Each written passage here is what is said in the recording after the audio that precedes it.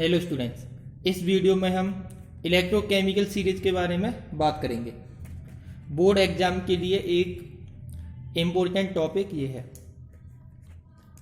Arrangement of elements in order of increasing electrode potential value is called electrochemical series. अगर हम elements को उनके बढ़ते हुए इलेक्ट्रोड पोटेंशियल वैल्यू में रख देते हैं तो वो सीरीज क्या कहलाएगी? Electrochemical series. यहाँ पर लिथियम, पोटेशियम, सोडियम, मैग्नीशियम ये एलिमेंट्स किन्हें रिप्रेजेंट करते हैं? इलेक्ट्रोड को। Li का मतलब लिथियम का इलेक्ट्रोड, पोटेशियम का मतलब पोटेशियम का इलेक्ट्रोड कह सकते हैं, या फिर इन्हें हम हाफ सेल भी कह सकते हैं। इन इलेक्ट्रोड्स को इंक्रीजिंग ऑर्डर में रखने से जो सीरीज हमें मिलेगी क्या कहलाएगी? Electrochemical series. हम जानते हैं हाइड्रोजन का इलेक्ट्रो पोटेंशियल कितना होता है? 0। जो हाइड्रोजन इलेक्ट्रोड होता है, standard hydrogen electrode. Increasing order में ये रखे हुए हैं तो इन सब का इलेक्ट्रोड पोटेंशियल कैसा होगा? नेगेटिव।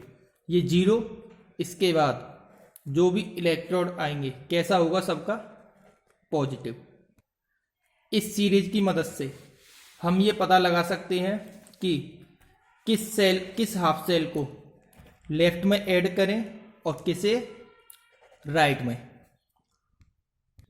किस हाफ सेल को लेफ्ट में जोड़ते हैं और किस हाफ सेल को राइट में। इस सीरीज की मदद से हम पता लगा सकते हैं। आपको केवल एक कैरेक्टरिस्टिक याद रखना है, टॉप टू बॉटम आने पर रिडक्शन टेंडेंसी इंक्रीज होती है। इसका मतलब जिस इलेक्ट्रोड की वैल्यू ज़्यादा होगी उसमें रिडक्शन होगा, और जिस इलेक्ट्रोड की वैल्यू कम होगी उसमें होगा ऑक्सीडेशन। तो लेफ्ट में हमेशा कम इलेक्ट्रोपोटेंशियल वैल्यू वाला हाफ सेल जोड़ा जाता है, और राइट में हमेशा ज़्यादा इलेक्ट्रोड पोटेंशियल वैल्यू वाला हाफ सेल जोड़ा जाता है, क्योंकि राइट में कौन सी प्रोसेस होती है? रिडक्शन, और लेफ्ट में ऑक्सीडेशन। मैं एक बार रिपीट और करता हूं, टॉप टू बॉटम आने पर रिडक्शन होने की टेंडेंसी हमेशा बढ़ेगी। इसका मतलब जिसकी इलेक्ट्रोड पोटेंशियल वैल्यू ज़्यादा होगी उसका होगा रिडक्शन होगा तो उस हाफ सेल को कहाँ पर जोड़ेंगे? राइट में। जिस हाफ सेल का इलेक्ट्रोड पोटेंशियल वैल्यू कम होगी उसे जोड़ेंगे हम लेफ्ट में। तो ये आपको याद रखना है। इस सीरीज का पहला कैरेक्टरिस्टिक तो ये हो गया कि कम वैल्यू वाले को लेफ्ट में और ज़्यादा इलेक्ट्रोपोटेंशियल वाले को राइट में ऐड करेंगे। दूसरा कैरेक्टरिस्टिक होता है जिन मेटल्स का इलेक्ट्रोड पोटेंशियल नेगेटिव होता है। नेगेटिव होने का मतलब हाइड्रोजन से कम, क्योंकि हाइड्रोजन का कितना होता है? 0। इससे कम कितना होगा? नेगेटिव। वो मेटल्स एसिड में से हाइड्रोजन को बाहर निकाल सकते हैं। नेगेटिव वाले एसिड में से हाइड्रोजन को क्या कर सकते हैं? लिबरेट का मतलब बाहर निकालना। तो इस सेकंड कैरेक्टरिस्टिक आप याद रखना। अब हम बात करेंगे दूसरे इंपॉर्टेंट टॉपिक नेक्स्ट इक्वेशन की। नेक्स्ट इक्वेशन इलेक्ट्रोड पोटेंशियल के बारे में हम जानते हैं किसका होता है? हाफ सेल का। सेल पोटेंशियल किसका होता है? पूरे सेल का। नेक्स्ट इक्वेशन हमें बताएगा कि इलेक्ट्रोड पोटेंशियल या सेल पोटेंशियल कॉन्सेंट्रेशन पर किस तरीके से डिपेंड करता है।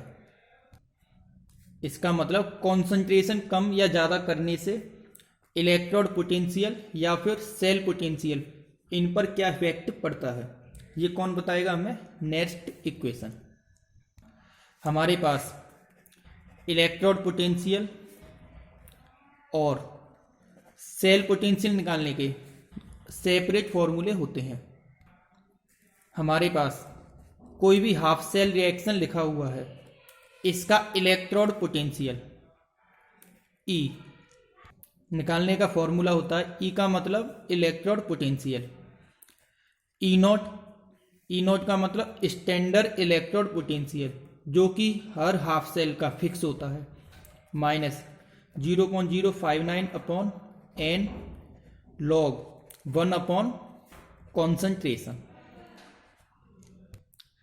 इस फॉर्मूले में ई का मतलब होता है इलेक्ट्रोड पोटेंशियल, ई नॉट का मतलब स्टैंडर्ड इलेक्ट्रोड पोटेंशियल जो सभी हाफ सेल का फिक्स होता है। इलेक्ट्रोकेमिकल सीरीज में सभी हाफ सेल के स्टैंडर्ड इलेक्ट्रोड पोटेंशियल गिवन है, माइनस 0.059 अपॉन एन, एन यहाँ पर होता है नंबर ऑफ इलेक्ट्रॉन। इस हाफ सेल में कितने इलेक्ट्रॉन का ट्रांसफर हुआ है? 2 का। तो इस हाफ सेल के लिए स्मॉल एन की वैल्यू कितनी होगी? 2 लॉग 1 अपॉन कॉन्सेंट्रेशन। कॉन्सेंट्रेशन किसकी हम प्लेस करेंगे? आइंस की। इलेक्ट्रोड पोटेंशियल, ये हमारे पास दूसरा हाफ सेल है, इसका इलेक्ट्रोड पोटेंशियल किस तरीके से कैलकुलेट करेंगे? ई का मतलब electrode potential is equal to E naught standard electrode potential minus 0.059 upon n, n की वैल्यू कितनी होगी? 1 लॉग 1 अपॉन सिल्वर आयन की कॉन्सेंट्रेशन। इलेक्ट्रोड पोटेंशियल को हम इस तरीके से भी रिप्रेजेंट कर सकते हैं, ई एजी प्लस किस में कन्वर्ट होता है? एजी में। ई नॉट एजी प्लस किस में कन्वर्ट होता है? एजी में। ये लिखने का तरीका होता है। इसी तरीके से इन्हें भी हम इस तरीके से लिख सकते हैं, Cu2 प्लस किस में कन्वर्ट होता है? Cu में। ई नॉट Cu2 प्लस किस में कन्वर्ट होता है? Cu में। अब मैं आपको बताऊंगा कि ओवरऑल सेल रिएक्शन जब लिखा हो तो सेल पोटेंशियल को कैलकुलेट कैसे करेंगे। हमारे पास ये सेल रिएक्शन लिखा हुआ है पूरे सेल का प्लस Cu। इसके लिए हमें क्या कैलकुलेट करना है? Cell potential. ई सेल को क्या बोलेंगे? Cell potential is equal to E naught cell, इसे हम क्या कहेंगे? Standard cell potential minus 0.059 upon n, n यहाँ पर number of electrons, log product side की कॉन्सेंट्रेशन अपॉन रिएक्टेंट साइड की कॉन्सेंट्रेशन। प्रोडक्ट साइड में एक तो Zn2 प्लस है और Cu, बट किसे लेते हैं हम? सिर्फ आइंस को। प्रोडक्ट साइड की कॉन्सेंट्रेशन अपॉन रिएक्टेंट साइड की कॉन्सेंट्रेशन। तो ये हो गया सेल पोटेंशियल कैलकुलेट करने का तरीका। इस रिएक्शन के लिए स्मॉल एन की वैल्यू कितनी आएगी? 2, क्योंकि 2 इलेक्ट्रॉन्स का क्या होता है? ट्रांसफर। आइंस की कॉन्सेंट्रेशन न्यूमेरिकल में ही गिवन होगी। ई सेल हमको कैलकुलेट करना होता है। ई नॉट सेल की वैल्यू हमेशा E naught R minus E naught L इस तरीके से कैलकुलेट की जाती है। E naught R standard electro potential of right half cell minus E naught L standard electrode potential of left half cell. इनकी value क्या होती है? फिक्स। मेरे पास ये सेल रिएक्शन लिखा हुआ है। इस सेल रिएक्शन के लिए नेक्स्ट इक्वेशन मुझको लिखना है। कैसे लिखूंगा? E cell is equal to E naught cell minus 0.059 upon small n. Small n की वैल्यू कितनी होगी? 2। कितने इलेक्ट्रॉन्स का ट्रांसफर होता है? 2 का। Mg 2 प्लस में 2 इलेक्ट्रॉन लॉस करके ही चेंज हुआ, तो स्मॉल n की वैल्यू कितनी होगी 2। लॉग प्रोडक्ट साइड की कॉन्सेंट्रेशन, केवल मैग्नीशियम आयन को लेंगे, अपॉन रिएक्टेंट साइड की कॉन्सेंट्रेशन Ag प्लस जो कोफिशिएंट होते हैं ये आ जाते हैं पावर में। तो इस तरीके से मैं नेक्स्ट इक्वेशन लिख सकता हूं। इस टॉपिक से रिलेटेड एक न्यूमेरिकल मैं आपको सॉल्व कराता हूं। एक क्वेश्चन है, represent the cell in which following reaction takes place. एक सेल को हमें रिप्रेजेंट करना है जिसमें ये रिएक्शन होती है। क्वेश्चन में आगे calculate its E if E not is 3.17 volt. तो सबसे पहले हम इस सेल को रिप्रेजेंट करेंगे। सबसे पहले हम लिखते हैं ऑक्सीडेशन प्रोसेस, उसके बाद सॉल्ट ब्रिज, उसके बाद रिडक्शन। ऑक्सीडेशन किसका होता है, Mg का, Mg2+ में। ऑक्सीडेशन की पहचान कैसे करते हैं, लॉस ऑफ इलेक्ट्रॉन देखकर। आयंस के साथ क्या लिखा जाता है, कॉन्सेंट्रेशन को। उसके बाद salt bridge, 2 vertical line. Reduction process, Ag+ का रिडक्शन हो रहा है Ag में, Ag पॉजिटिव, कॉन्सेंट्रेशन को इसी के साथ हम लिखेंगे। किस में कन्वर्ट होता है ये, Ag में। तो ये हो गया सेल रिप्रेजेंटेशन।